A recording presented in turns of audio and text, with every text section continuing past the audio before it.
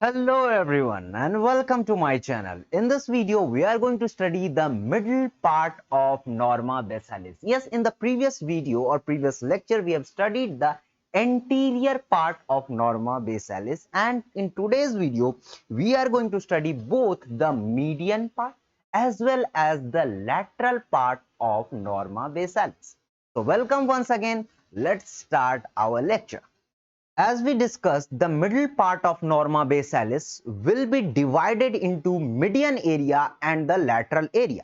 So in median area, what are the structures which we can see?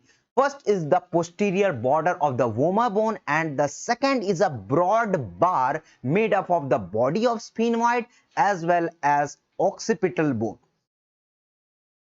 Let me show you here. Median area of middle part and the lateral area of middle part. Median area consists of vomer. Second, we have some canal known as palatino-vaginal canal and vomero-vaginal canal. We will see the diagram and the picture and animation here. And last, the pharyngeal tubercle. Okay, these are the structures which can be seen in the median area of the middle part of Norma Basalis.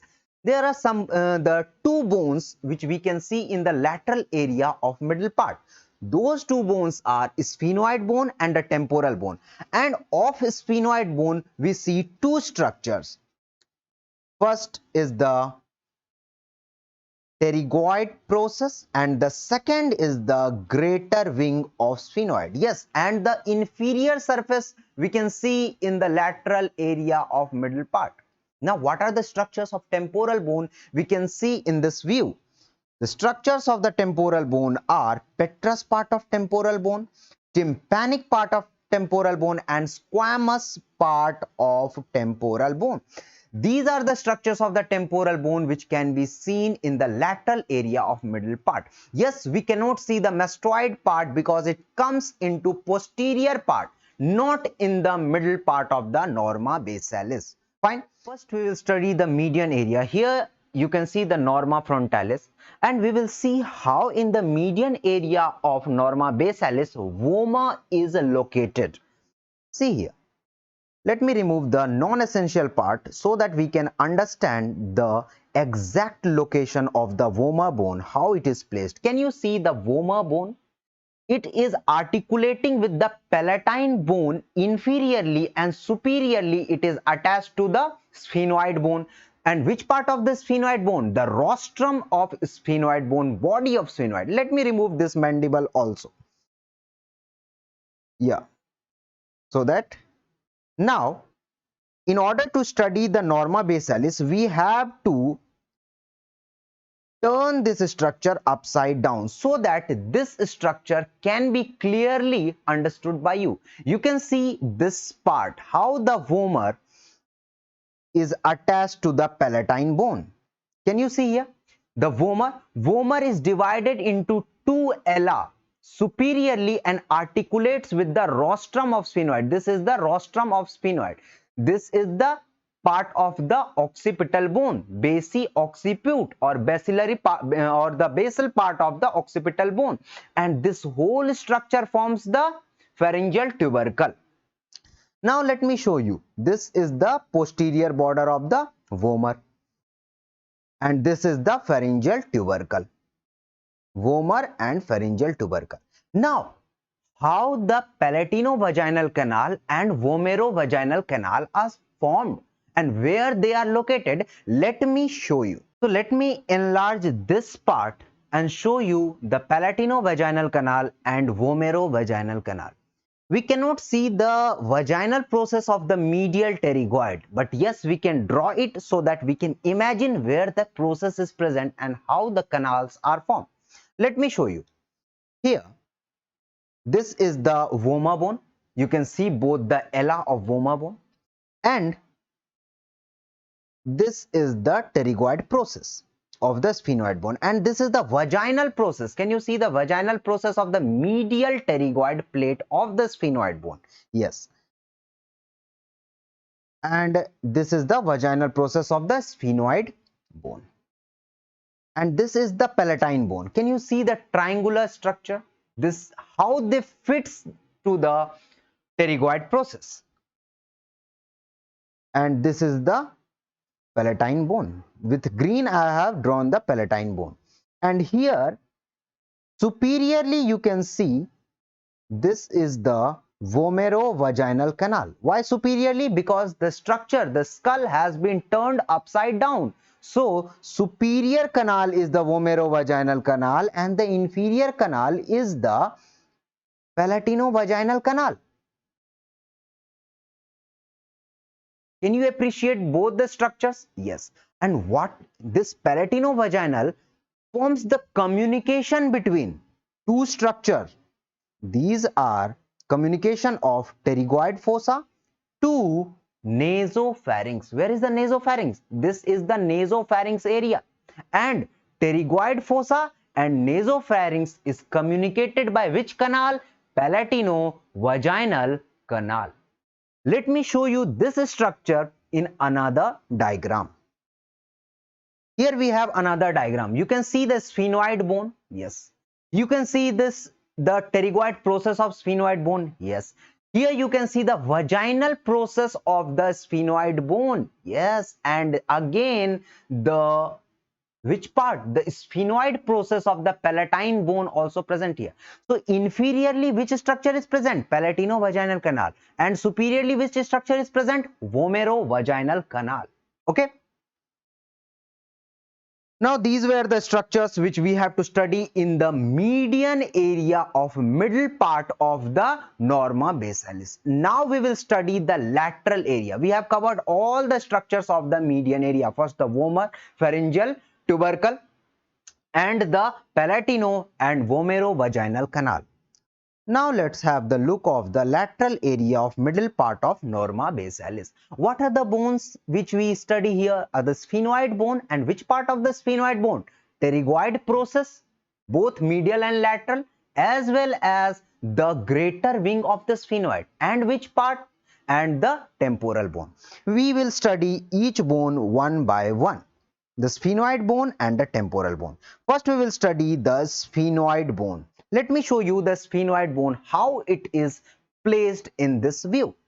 So beautifully it is placed here. See the outline of the sphenoid bone, which you can appreciate here. And the same which you have to do in your lab. In anatomy lab, you have to take the skull and mark the sphenoid bone. This is the inferior view of the sphenoid bone. Which bone? Sphenoid bone. Now I will show you different area of the sphenoid bone or different parts of the sphenoid bone. Let me show you. Now I will outline the wing of, and we can see in the inferior view we can only see the greater wing. We cannot see the lesser wing. Lesser wing can be seen only in the which part? When we remove the roof of the skull, in the base of the roof of the skull. We will study about that in the later lecture, later classes. But here you can see the greater wing of sphenoid, which has been outlined with the blue, and with red, which part has been outlined? This is the inferior view of greater wing of sphenoid, and in red the pterygoid process has been outlined. This is the pterygoid process. Okay, what is this? This is the pterygoid process. Okay, now I will take out this sphenoid bone and mark the parts of pterygoid process. We will study first the pterygoid process, and then we will study the inferior view of the greater wing of sphenoid. Let me show you the sphenoid bone. This is the sphenoid bone, anterior view of the sphenoid bone. Here both the canal, you can see the aperture which is you can see this is the aperture which is present in the which part? Where will it take place? Where it will take you? It will take inside the sphenoid sinus, and you can see the lesser wing. You cannot see this lesser wing in the inferior view or the Norma Basalis. You can see only this part and this part in the Norma Basalis. Let me mark different structure. I have turned the upside down the sphenoid bone so that I can show you different parts of the pterygoid process. First, we will discuss the pterygoid process. First, let me mark the medial pterygoid process. This is the outline of the medial pterygoid process. Let me color the surface of the medial pterygoid process here. And you can see the posterior border has been divided into two parts. Of which bone? Of the medial pterygoid process. The posterior border of medial pterygoid process has been divided into two parts. Let me show you this two parts. And the structure which is present between both the border is known as, this fossa has been formed here. This fossa is known as scaphoid fossa. How has it been formed? It has been formed by the division of posterior border of medial pterygoid plate. Let me show you. This is the posterior border on the upper end, which is divided to form a fossa called scaphoid fossa. Let me color that fossa with yellow. Can you see, appreciate both the scaphoid fossa on both the side, left and right? Yes. Now we have some more structures here. This is the hamulus. This hamulus or hook-like structure is known as pterygoid hamulus, which is marked in purple. Can you see the lower end of posterior border forms the pterygoid hamulus? This is the lower, because you know the sphenoid bone has also been turned upside down to study the Norma Basalis. Okay. So here we discuss the medial pterygoid plate. Let's discuss the lateral pterygoid plate. This is the medial surface of the medial pterygoid plate. Let me discuss the lateral pterygoid plate. Okay. Here in this view, we can see the lateral pterygoid plate clearly. Can you see the marking here? This is the lateral pterygoid plate, and here we can see the lateral surface of the lateral pterygoid plate. It has two surfaces, medial surface and the lateral surface. So here we are seeing the lateral surface of lateral pterygoid plate. This is the lateral surface of lateral pterygoid plate, which forms the medial wall of which part? Here pterygoid fossa is present. Here which is present? Sorry, not pterygoid, temporal fossa is present, and the area present below the temporal fossa is known as infratemporal fossa. Infratemporal fossa, and the median wall of the infratemporal fossa is formed by which bone? Which part of the bone? Lateral surface of lateral pterygoid plate. Okay. Now we have some structure, some processes. This is the small projection which is seen on the posterior border, known as pterygospinous process. Can you see the pterygospinous process? Yes, we will study about the structures attached to these processes like hamulus, pterygospinous process, and all the structures in separate video. Here we are just studying the bony landmarks. Fine. Can you see how these pterygoid process are directed? Pterygoid process plates are directed backward and laterally. Both pterygoid process. I'm not talking just about the lateral. I'm talking about both the pterygoid plates. Either it is lateral pterygoid plate or medial pterygoid plate. Both the plates are directed backward and laterally. You can see clearly in the diagram. Fine. This is the lateral pterygoid process. See, we have discussed the medial pterygoid process, lateral pterygoid process, but how is it attached to the other part of the bone? Anteriorly, which bone is present here? Anteriorly, it is attached to the palate. Palatine bone, not palate, the palatine bone. Let me show you.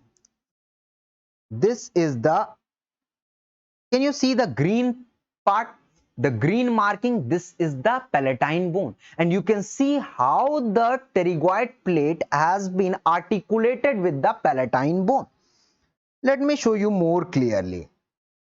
Can you see the anterior border? Let me show you the anterior border. This is the anterior border of the pterygoid plate. Okay.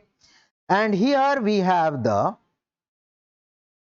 palatine bone. Let me shade it with red color. This is the palatine bone, and see how it is articulated with the palatine bone, and it is not articulated with the maxilla. There is a space between maxilla and the pterygoid plate. See, and that space is pterygomaxillary fissure. Okay, let me show you. This is the anterior border of both plates articulating with the perpendicular plate of the palatine bone. Let me show you here. Just take the screenshot, and here the space is present. Please see, here the space is present. This is the maxilla, and there is a space present. Can you see? Laterally, the plates are separated from maxilla, and that separation is called pterygomaxillary fissure. Which plates? Pterygoid plates. There is a space here, and that fissure, with the space or fissure which is formed, is known as pterygomaxillary fissure. You can take the screenshot. Now we have discussed the medial pterygoid plate and lateral pterygoid plate. Now we will discuss the greater wing of sphenoid. The greater wing of sphenoid, when you look from the inferior view, you will get a pentagonal shape. Yes, let me show you. Let me remove this part. This is the maxilla. I will remove this part so that we can see clearly the greater wing of sphenoid and mark each and every part properly. See here, I have removed the tooth and the maxilla. Can you appreciate this part? This part, only this part can be seen from the inferior view. That is from the Norma Basalis, only this part, and this is pentagon in shape. 1, 2, 3, 4 and 5. 5 sides. Let me mark in diagram also. This is the 5 side. This is the anterior border, anterior margin. Which bone? Greater wing of sphenoid. This is the anterolateral margin. Okay, can you appreciate it clearly? This is the anterior margin, okay, which is forming which part? The inferior orbital fissure, the posterior border of inferior orbital fissure. Orbital fissure is formed by inferior orbital fissure is formed by which two bones? The sphenoid bone, and anteriorly maxilla is present. So there is a space between the sphenoid bone and the maxilla, and so inferior orbital fissure is formed due to that space. Fissure means space. Okay, let me show you this part. And here you can see the posterolateral border with green, and this is the posterolateral border or margin. And then you have this posteromedial margin. Why? Because it is towards the midline. Okay, now here this is the anteromedial margin. So can you appreciate all the 5 sides of the greater wing of sphenoid which can be seen from the Norma Basalis? Now the structures, these margins have different names and different structures. Can you see small spine-like structure? This small spine-like structure is known as spine of sphenoid, and the spine of sphenoid is formed by two margin, posterolateral margin and posteromedial margin. It is formed by two margins, posterolateral and posteromedial margin. Okay, now this anterior margin, can you see the anterior margin? This anterior margin, what is anterior margin? Anterior margin forms the posterior border of inferior orbital fissure. I have explained just now. Okay, so each and every margin forms different parts. Now second, I will talk about the anterolateral margin. Can you see the anterolateral margin? Yes, it forms the infratemporal crest. Why it is called the infratemporal crest? Here you can see the temporal fossa, and here can you appreciate the crest part? Yes, that is the reason it is known as infratemporal crest, and it is formed by anterolateral margin. See here, this is the anterolateral margin which is forming the crest part.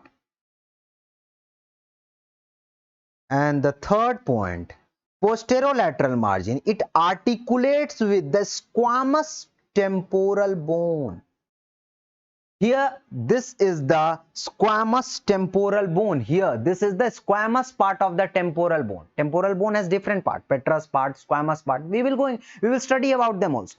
So this margin articulates with the squamous part of the temporal bone. Okay.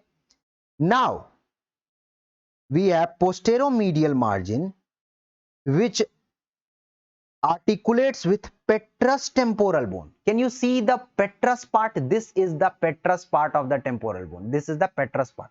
See how it is wedged between the sphenoid bone or greater wing of sphenoid and the occipital bone. This part is wedged. Which part? Petrous part. And you can clearly appreciate the this margin articulates with the petrous part of the temporal bone. Now only one margin is left, the anteromedial margin. Anteromedial margin is continuous with the pterygoid process and body of sphenoid. You can appreciate it here. This is the anteromedial margin and it is continuous with the pterygoid process. Can you see the pterygoid process and body of sphenoid here? This is the body of sphenoid here, this part. Okay. Now let's talk about the posteromedial margin.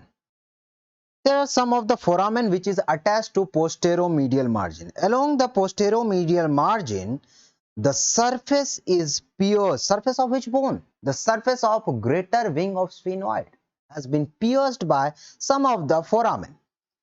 By following foramen. First is foramen ovale. Okay, which you can appreciate here. Foramen ovale. Let me show you foramen ovale. Can you see the foramen ovale here? The oval in shape. It is oval in shape. Then posterior to foramen ovale we have foramen spinosum. Why it is known as foramen spinosum? Because it is present in the spinous part. Spine of which bone? Of the greater wing of sphenoid. Okay, that is the reason this foramen is known as foramen spinosum. You can clearly see that. Okay. Now the third foramen, which is not present here, and it can be present, may not be present. Okay. The canaliculus innominatus. It is actually present between foramen ovale and foramen spinosum. It's not present here, but let me mark it here between foramen ovale and foramen spinosum like this. Can you see the black dot which has been marked by me between foramen ovale and foramen spinosum? Yes, this is canaliculus innominatus. Okay, let me show you here also. Yes, this is canaliculus innominatus. And we have one more foramen which is not present here, known as foramen of Vesalius. It is also not always present, but it can be present. Where is foramen Vesalius? It is present between foramen ovale and scaphoid fossa. Let me show you. It is also known as emissary sphenoidal foramen, which is present between foramen ovale and scaphoid fossa. Okay. It is not present in this animated diagram of the skull, but yes, if you have skull in your anatomy lab, you can see these structures there. It can be present there. Okay, just try to appreciate these structures. Now, there are some more structures which is related to posteromedial margin. There is a sulcus. Let me show you. First, I take the screenshot of this structure and then we can study further. Now, can you see the posteromedial margin? There is a groove which is present between the posteromedial margin of the greater wing of sphenoid and petrous bone, and this groove is known as sulcus tubae, the groove between the posteromedial margin of the sphenoid and the petrous temporal bone is known as which bone? Which part? That is known as sulcus tubae. Can you appreciate that part? Sulcus tubae. Yes. And what is present in that sulcus tubae? Cartilage part of auditory tube. This is the sulcus tubae. Can you see, appreciate this? This is the posteromedial margin. Okay. And this is the petrous bone. Can you see this petrous bone? Yes.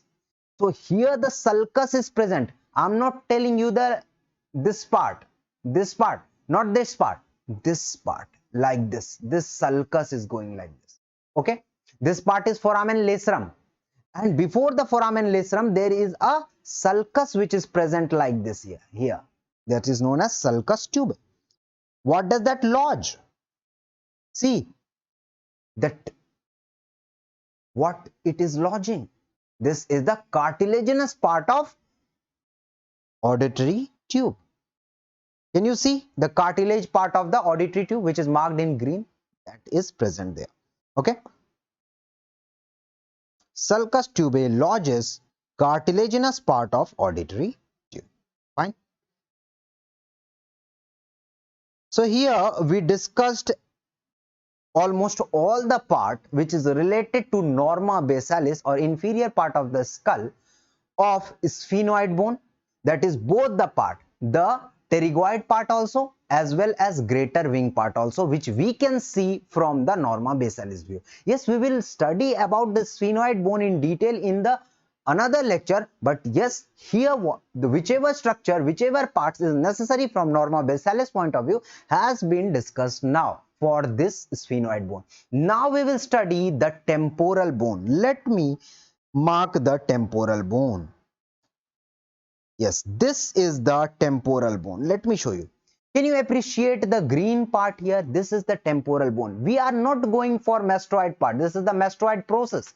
We are not going for this part because it comes under the posterior part of the Norma Basalis. We are only studying the medial part of the middle part of the Norma Basalis, and in middle also we are studying the lateral area because we have studied the medial area. Now we are studying the lateral area. Let me mark different structures which is present or which is related to temporal bone. This is the temporal bone, and here we have different structures. This is the temporal bone, and here we can see the Norma Basalis view of temporal bone. Let me show you different structure. This is the petrous part. Can you appreciate the petrous part which is wedged between which bone? The sphenoid bone, and that side we have the occipital bone. This is the petrous part, and the inferior view of the petrous part. We will see the superior view also of the petrous part. But here in Norma Basalis, we can only see the inferior view of the petrous part. Can you see the petrous part of the temporal bone which has been marked in red? And this is the external view or inferior view. Lies between greater wing of sphenoid and basi occiput. Am I clear? Just take the screenshot of this part, then we can move further. Now we have some more structures. This is the tympanic plate. Can you appreciate the green structure which is known as tympanic plate? This is the tympanic plate. Okay, we'll study about each and every structure in detail now. This part, this whole part which you can see here, this part, other than tympanic, mastoid and petrous, this whole part is known as squamous part of the temporal bone, the flat part of the temporal bone. Okay, so here we have each and every structures of the temporal bone which we are going to study in this view, Norma Basalis. First we will study about the petrous part of the temporal bone. Let me show you the petrous part of the temporal bone now. Yes, this is the petrous part of the temporal bone, and this is the inner view. This is the inner and the superior view, which we cannot see in Norma Basalis. But in order to get a proper idea of this view, I have just separated the temporal bone and I'm showing each and every part. See here, this is the apex of the triangular petrous part of temporal bone, apex part. Okay. Here you can appreciate the carotid canal, upper carotid canal, the red, the structure in red, upper carotid canal. And here you have lower carotid canal. Actually, carotid artery enters from here and comes out from here, the apex part of the triangular part of petrous part of temporal bone. And this is the inferior surface of petrous part of temporal bone, which we can see in the Norma Basalis. Fine. These are the structures. Now, can you appreciate the canal, carotid canal, which is marked in dotted line? Yes, why I have marked in dotted line? Because it is not seen externally. It is present from inside. Okay. Yes, this is the carotid canal, which runs from forward and medially within the petrous temporal bone. Am I clear? So here we discussed each and every part of the petrous part of the temporal bone, which is important from Norma Basalis point of view. Now let me show you. Can you see here? This is the apex. This structure is known. Here you can see the apex of the temporal bone. And can you see the external acoustic meatus? This is the external acoustic meatus. Although this is not from important from Norma Basalis point of view, but yes, you can appreciate this is the external acoustic meatus. And can you see internal acoustic meatus? Yes, this is the internal acoustic meatus. Okay. So this was just the introduction part of this structure. Fine.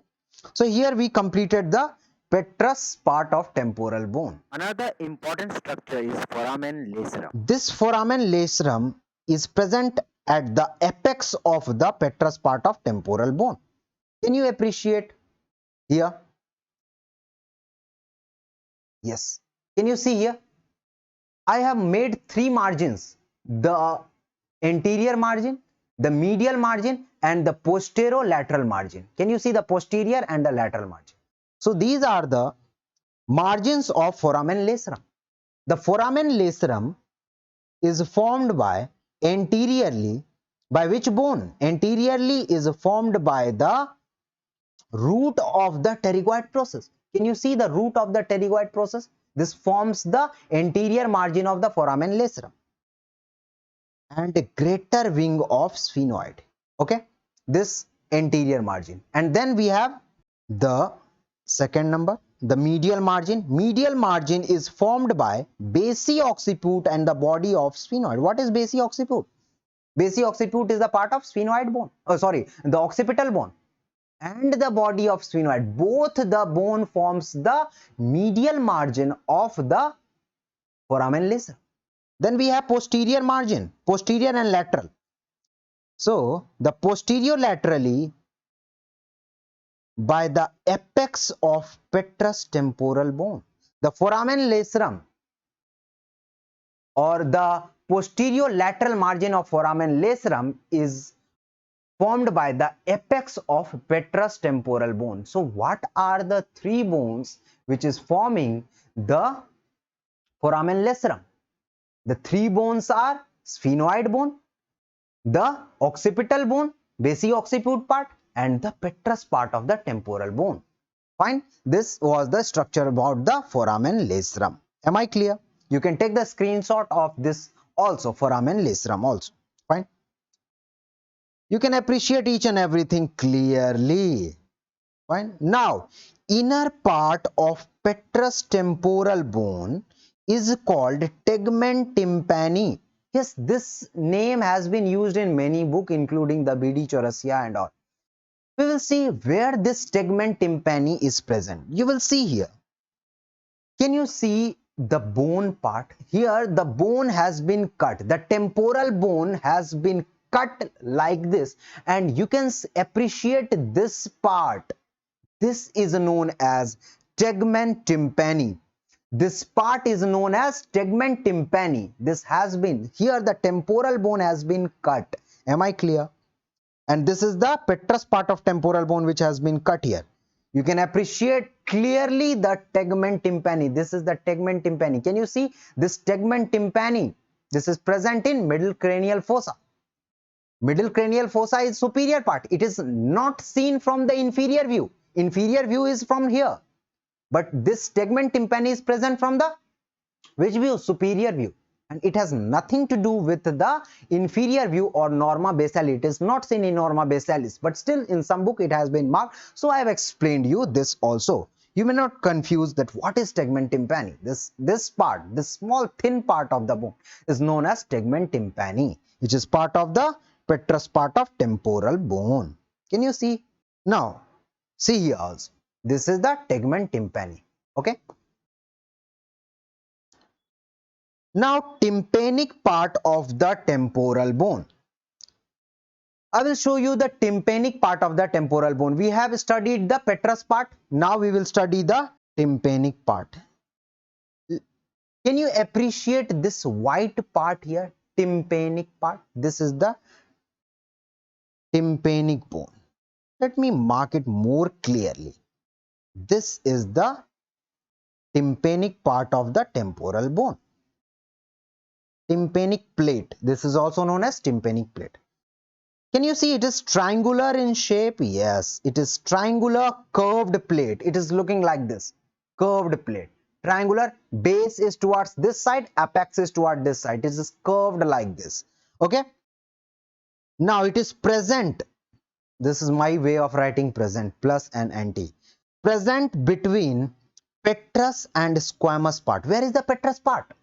Here, this is the petrous part. Can you see? This is the petrous part, and this part is the squamous part. This is the squamous part of the temporal bone, and this tympanic plate is present between both this part. It is present between both this part, the petrous part and the squamous part of the temporal bone. And what the apex is directed medially. Can you see the apex which is marked in green? It is directed medially towards the midpoint or midline, not midpoint, midline. Okay. And lies close to spine of sphenoid. Where is the spine of sphenoid? Here we have the spine of sphenoid, and it is located close to spine of sphenoid. And can you see the base which is free, curved and rough? The base of the tympanic plate. You can clearly appreciate the apex and the base of the tympanic plate. Now, anterior surface forms the structure. This forms the anterior. This is the anterior surface of the tympanic plate. And which structure is formed by the anterior surface of the tympanic plate? The posterior wall. Can you see the posterior wall here? This is the posterior wall of which structure? Mandibular fossa, where the condyle will go. What is condyle? Condyle is the part of mandible which is attached to the skull. Can you see the mandibular fossa? This is the mandibular fossa, and the posterior wall of mandibular fossa is formed by the anterior surface. If you take out this bone, this is the anterior surface and this is the posterior surface, and this anterior surface forms the posterior wall. Can you see the posterior wall? Yes, this is the posterior wall of which part? Mandibular fossa. While the posterior surface towards the inside, you can appreciate the posterior surface through external acoustic meatus. So the posterior surface forms the of which part? Posterior surface of tympanic plate. Forms the anterior wall, floor and lower part of external acoustic meatus. Here is the external acoustic meatus. So external acoustic meatus, the anterior wall, floor and lower part is formed by which part of which surface of the tympanic plate? The posterior surface of the tympanic plate. I think everything is clear till here regarding the tympanic plate. Okay, can you appreciate each and every part? This is the squamous part. This is the squamous part of the temporal bone. Let me show you. This is the squamous, and squamous part form the mandibular fossa, mandibular articular fossa. Okay, so if anyone asks you, mandibular fossa is formed by which bone? Temporal bone. And which part of the temporal bone? Squamous part of the temporal bone. But posteriorly, this mandibular fossa, posteriorly it is formed by the tympanic plate, posterior wall. And this is the articular eminence or articular tubercle. Fine. When you open your mouth, the condyle of mandible slips over it. Okay, and it is known as articular tubercle or eminence. Am I clear? Now, small posterolateral part of the roof of infratemporal fossa is formed by squamous part of temporal bone. Yes, a small posterolateral part of roof of infratemporal fossa. See, temporal fossa is present above, and the fossa which is present below it, this part here, this part is known as infratemporal fossa. And small posterolateral part of the roof of infratemporal fossa is formed by which bone? The squamous part of the temporal bone. Okay, so here we complete all the bony landmarks of middle part of the Norma Basalis. Thank you so much. We'll study all the different parts, the attachment, the foramen, and the structure passing through these foramen in another video. So thank you so much for being the part of the lecture. Thank you.